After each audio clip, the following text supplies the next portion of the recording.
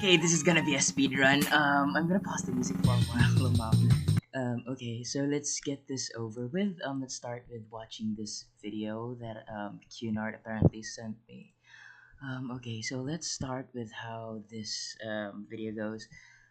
Make a top 5 reasons why Okay, let's just it's too Aaron slow. 1000 Okay, would you pause for a second? Let me speed this thing up. Okay, we'll understand anyways. But the translation. 912 make sense video in your Top 5 channel and reasons make it 12. or Okay. more. What is this video gonna be about? Okay, let's start slow. Let's watch their video first. The iceberg damage. Okay, what's with the iceberg damage? Okay, you better hurry up. What is with the random camera shakes? Jesus Christ. I'm just gonna lower the volume if you guys can't hear me. Okay. The camera shakes are unbearable. Oh, okay. Something interesting is happening. Wait, what was that? Okay, so this was the most damaged part of the hull. Huh. Apparently that is not the, yes, it is somewhere by the area, but it doesn't extend. It doesn't extend to the third funnel. No damage is seen over that area. As if that would have happened, the ship would have rather settled somewhere low. Or okay, let me pull up Blender for a second. Here we go. If the damage were to take place in those areas, the ship would rather be at the very low angle. Okay, what is this doing? Okay, what is happening to the file? But it would be somewhere very low. Maybe pull that down. Yeah, if the damage would be like that, it would be somewhere this low and would not really account for survivors if that were the damage. Okay, so let's continue the video.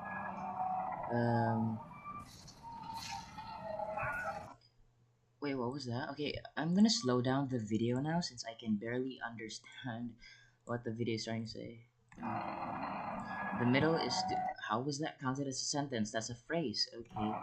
The middle is too heavy. People start to panic as the ship breaks. The structure can't hold anymore. The ship performs a B break as the bow slightly rises up. Okay, the problem here with this is this person is performing an early break at around this similar angle of wait, no, it's a 3-degree angle, but it's lower. Yep, it's this angle. The problem is if he places the brake in this timeline of the ship sinking, the propellers are not out of the water. Recalling Boxhall's testimony, he recalls seeing the propellers right before the ship went down. So this, however, having the breakup at this moment doesn't even make sense. And accounting to the fact that this timestamp is around 1:40 a.m. and having the breakup at this early stage, it wouldn't be possible, especially regarding the angle. And then, speaking of the how do you say this? Um, how do you what do you call this? Yeah, the survivor accounts and the timing in this event. If the break took place around 1:40, the ship would have not gone down by 1:20, which at 2:20, which would have also invalidate a lot of survivor accounts. Okay, so back to the video. Okay, let me just go with when did the break start? Okay, what the hell? What the hiya? What are you doing? Oh my god. This is unbelievable. Jesus Christ. Put my leg down that chair.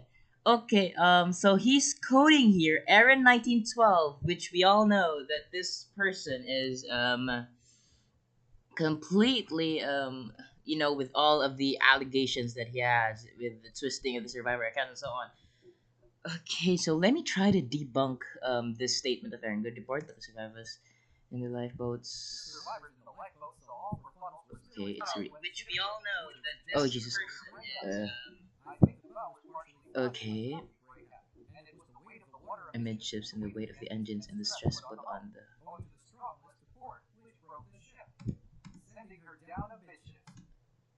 This doesn't make sense. Okay, so I'm recalling other how do you say this? Other analysis, like the GHS analysis, for example, we could recall it, but around okay, let's say, or it's around 140 at that time, since that's where he puts the angle at. Having the ship break at that angle, and then regarding the GHS analysis, the ship is not even barely flooded to that area by 140 in the middle. And again, in this person's video places the break up, places the water or the damage of the iceberg rather at a different area, which is, we all know, which is wrong, as survivors like I forgot who that was who saw water coming from the um what was that, the cargo hatch, one of the cargo hatches, and the one of the four peak tank rooms. Oh yeah, this that was Officer Wild, and boats, that was Boatswain Hines, I think, Hines Haynes, I don't know how to read the name, but it was the one, this is the person that informed apparently Wild that cargo hold 1 was flooding. So that means also, boiler room 5, 4, and 3 weren't flooded at the time. By the time around 1:20 a.m., I think that was the time when boiler room 4 was abandoned. It was not flooded, I think, or it was barely flooded at all by that time. Okay, this video has just really. Let me just reverse that back a bit. So he says the bow was partially flooded when it broke, and it was the weight of the water amidships. Okay, no. Okay, Titanic Animations has already debunked this video. Apparently, this specific image, water cannot travel like this. It doesn't behave naturally. It should have at least went from bulkhead to bulkhead and just not went to the middle. Even if it flooded in the middle and the engines were here, it wouldn't have caused a breakup at that point. If it were to happen, it would have just dragged the ship and made it sink intact and not break apart in a V break way. Okay, what else do I need to add up? I guess nothing. Okay, let's continue the video. Um, what's this? Oh yeah, this specific image. It doesn't behave this way. It goes from bulkhead to bulkhead. Apparently, this seems to utilize the flooding of what, I forgot who, what survivor is this. I think it was Frederick Barrett, who saw water coming in Scotland Road as he went up to the F deck or E deck level. But no, it doesn't behave that way. It doesn't travel towards the engine room and just stop there and begins flooding at some point. If it flooded that way, it would have looked like as if the water is being controlled by something. Okay, so in this image, the flooding is apparently in the middle, and the way the keel is breaking apart doesn't look like what happened to the wreck. If this were to happen, like the keel breaking or bending down that way in the first initial break, apparently there would have been, I think, no S shape on the front on where it is supposed to be on the double keel bottom in the wreck, where, because as in the wreck there is like an S bent shape. Okay. Okay, survivor accounts. Oh, here we go. I just hope that this person doesn't manipulate survivors. Mr. Crow, after she floated back again, she floated back, she broke, and the after part floated. Okay, th- I think Mr. Crow, or I don't know, I forgot the full name of the survivor, but I'm familiar with this since I've read this. After the she floated back again. Apparently, what they meant about this when she floated back again was the stern. It is not the bow. Apparently, majority of the survivors only mentioned the bow coming up. Yes, there were survivors stating that the bow coming up, but again, we know that that is physically impossible. That is why, in my theory, it states that the bow rose up, so it would be something like this. Let me open up Blender once more. Okay, so if remove this, let me remove this item for a while. Okay, so if we were to take the context that the bow rose up, okay, let's say the ship broke apart. Okay, ignore that for a second. the ship were to broke apart and the bow fully detached, we do know that the fact that this area at the time during the break was not that flooded yet. So as as the bow would go down, it would like resurface for a second. That is why I added that maneuver in my theory. Okay, I've already debunked that one. This stream is gonna be just quick. This is sort of a speed run on debunking this short video. Anyways, the stream has been 11 minutes and I've yet to. Okay, Ida Hippick. The ship's bow rose up into the air. Let me pull up Ida Hippick's testimony.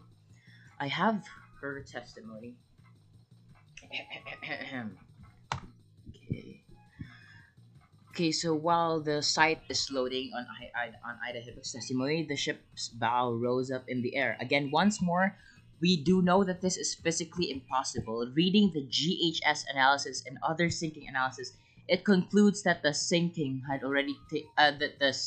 rather, or the flooding had already taken place in this area.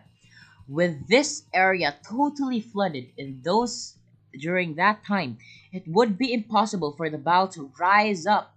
It doesn't make sense, which is why the V brake is physically impossible. The weight of the bow here already is probably around 90,000 tons, if I'm guessing right.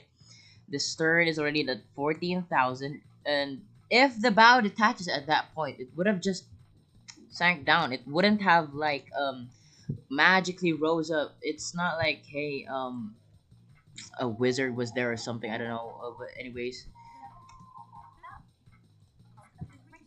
let me see if Ida Hibbick's testimony has loaded. Here. Um, okay, let me switch back to Chrome tab. Pull up the video again. Okay. Where is Ida Hibbick? Ida Hibbick. Ida Hibbick. Ida Hibbick.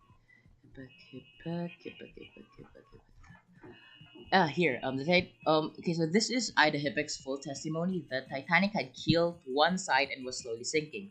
Less than 20 minutes after we touched the water, we heard two loud explosions. The explosions occurred almost simultaneously. The giant ship quivered from stern to stern. It parted almost in the center and slowly sank. The last of it was a single smokestack which remained above water for several minutes. Looking at this video, it seems like a different testimony, but again, reading majority of the survivor accounts and not cherry picking the survivors, we could see, like, example for Simmons' testimony. He recalls that the bow went down clear and not resurfacing anymore, which is why if the bow rose up, it would have been visible for everyone. And the problem here is, if the theory states that the bow rose up, it would have been contradictory to some survivors who saw the bow went down clear. There was also this one survivor testimony, if I recall properly, which recalled apparently the front portion dived. I forgot the testimony who owns that testimony, but yeah, it was stated there. Okay, so let's continue playing this video. A simulation. Okay, Jesus Christ, this person is somewhat the same like Aaron. Apparently they're using floating sandbox as a simulation basis, which we all know the floating sandbox is not really a reliable source to depend on. So yeah, we should not. Okay, let's just look at what this person does. Um, okay. When the iceberg hit, it created more holes in the middle. It wasn't a hole; it was rather gaseous, like small slits of cuts on the hull. Then the bow, so the middle floods faster between the second and third funnel. Okay, that's what he says. Okay. We can spot the mistake here easily. Apparently, look at the area where I'm pointing my mouse at. He's placing so much damage to that area compared to the front.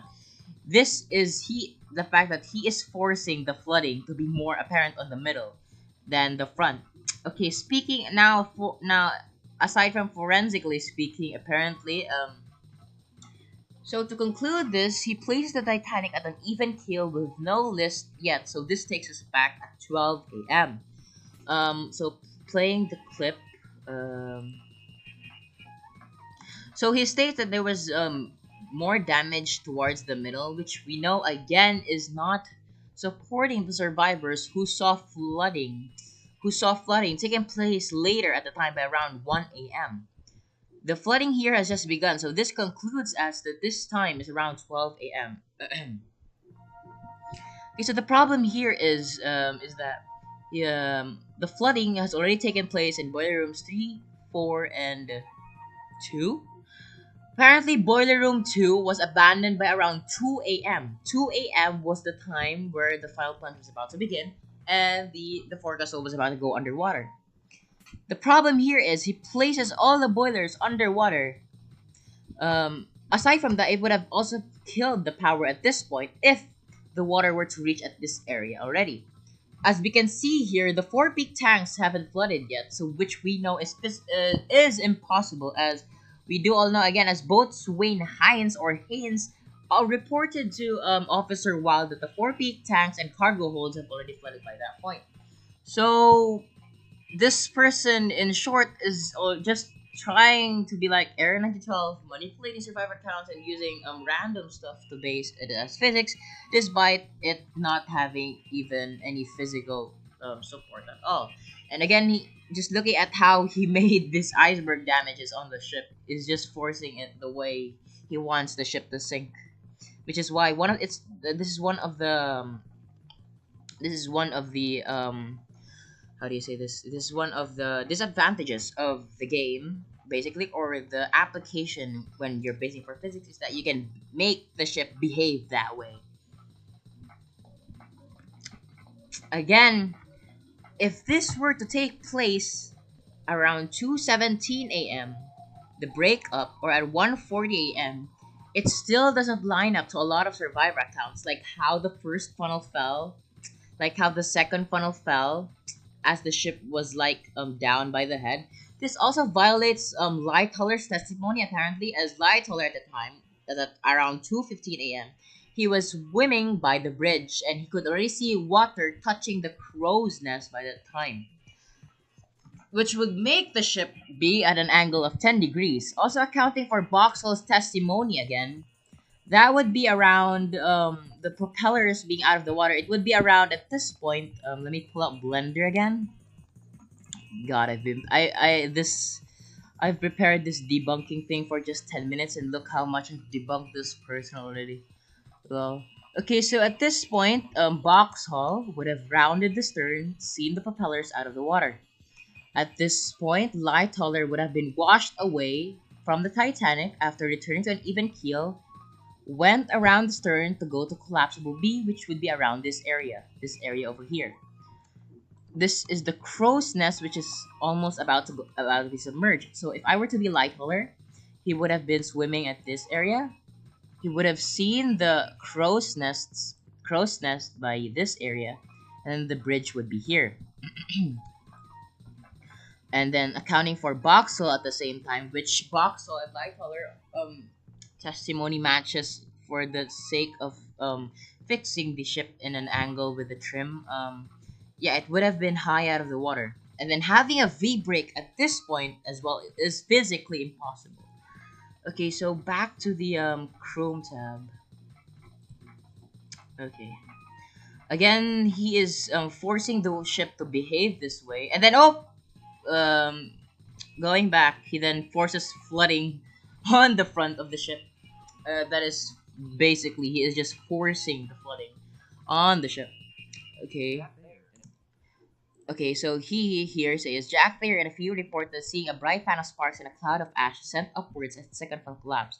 This simulation sampled a growing pressure seemed to be building up until the metal frame rings vibrate as a ball of fire. This again recalling my latest discoveries, thanks to Pulley, Wolfric, and others like Jealous Statement. Thank you. Apparently, shout out to those guys who also helped in my research. Apparently, it's like our research since we work together in Discord. Okay, reading. Okay, let me pull up my research paper for a second. Here we go. Um, the sparks were likely to have come up from the funnels, but recalling on how these survivors were to recall the sparks, they are to recall most of their timestamps were linked to the breakup. But again, which is why, in my theory, it is we are really unsure where the sparks it truly came from, which is why I placed the sparks both in the breakup and the third funnel and second funnel. The problem here is the most of the survivors barely did not see um, sparks coming from the second funnel, or in short, um, most of the survivors did in fact clarify that sparks came from a certain funnel, but only Jack Thayer was the one to specify that it was from the second funnel, which is why in my theory I placed it around both the third funnels and second funnel as they collapsed, as these were the only possible funnels to have created such sparks, as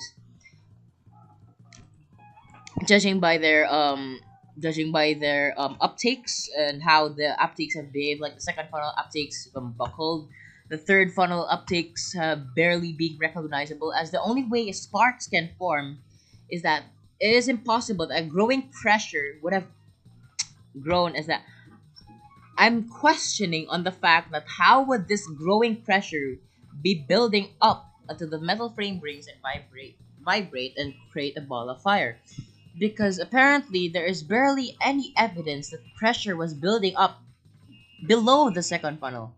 Although the uptakes were buckled, which is evident in the wreck, it is not a sign of pressure, as that was only caused by if I was right, how Wolfric mentioned it, it was like the buckling of the uptakes by the sea deck area, which was caused by water. Apparently, this is the only way that sparks can form in the second funnel, as the uptakes buckle. Sparks would react with the coal dust within the second funnel uptakes and then cause the sparks to fan out of the second funnel. But again, recalling on how the survivors describe the sparks coming out during the sinking, it is unsure where they truly came from. So we can't really conclude that a bright fan of sparks actually came out during the sinking, but it can be taken as factual. Anyways, continue the video. Um,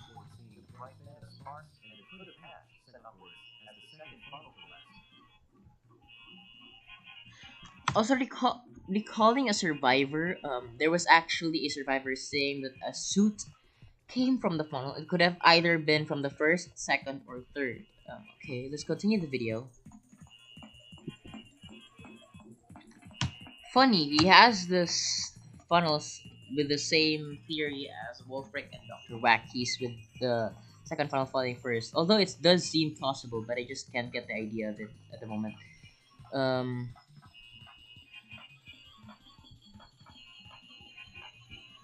Moving forward to this Titanic animations.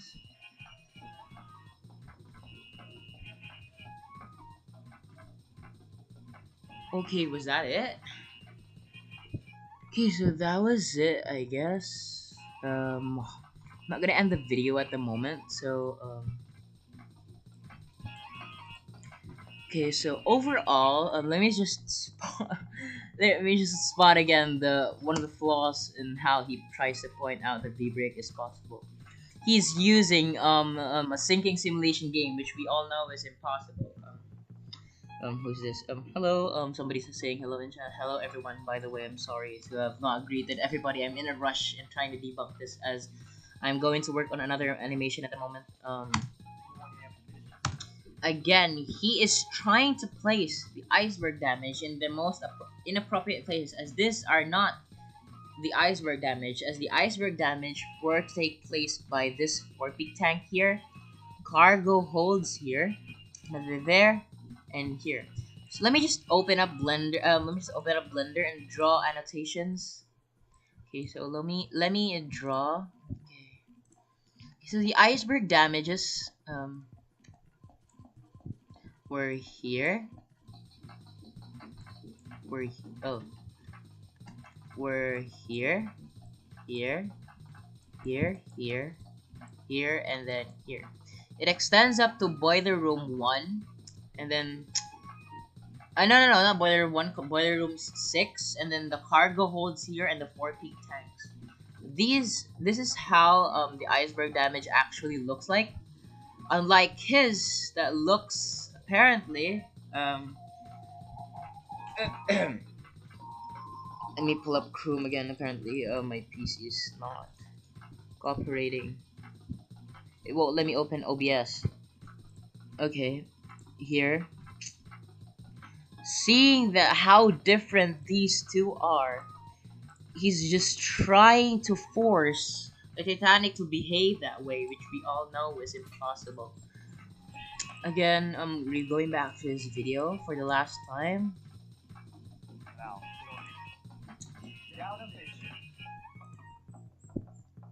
He is again once more behaving like 1912.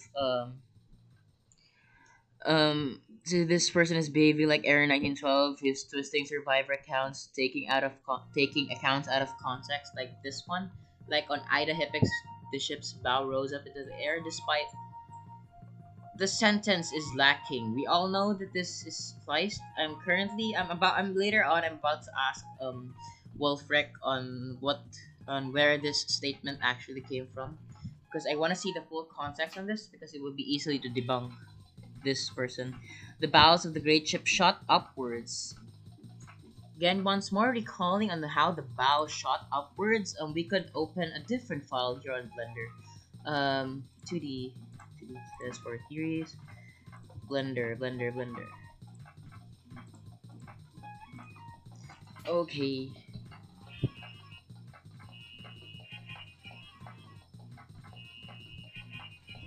Okay, this is what I meant with the bows resurfacing.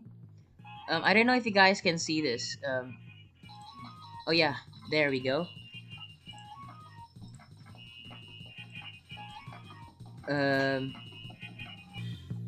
Okay, here is how the clip plays. So this is my latest breakup theory. This is apparently on a more reasonable way of the bow rising. As we look at in this area, the bow is rising. So checking out from Lucy Duff Gordon's point of view, this is where she should be, since she is on boat 1. As the ship breaks apart, this is the bow. Okay, as the ship breaks apart, we can see that the bow is appearing as if it rose out of the water. The problem here is we cannot take these testimonies literally, as if we were to take it literally, this is what it would look like.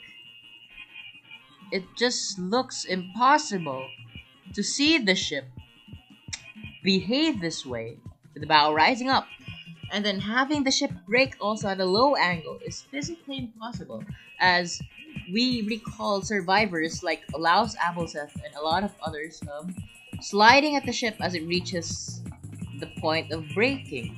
That would force us to have the ship at a very high angle, around 18, around 20 to 30 degrees at least at max.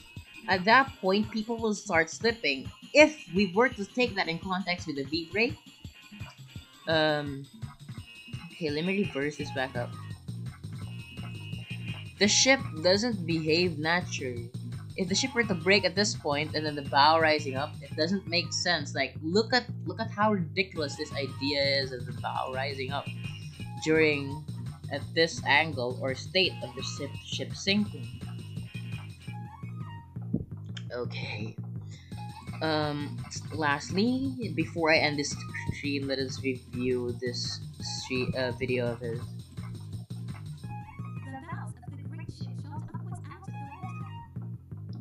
There's nothing else to debunk. I've already debunked the iceberg damage in this video. Debunked on how the way he quotes Aaron himself, despite having that type of reputation in the Titanic community. Him again, twisting survivor accounts, having simulations using in this type of application, which we know people can easily manipulate the settings. Yeah, so basically that's just it. That's 30 minutes of debunking. Wow, cool. That's a record there. Anyways, that just ends the stream. Goodbye. If he comments down below, I'm just gonna continue debunking him. Alright, ShinGoji out. That was just a short stream. Goodbye.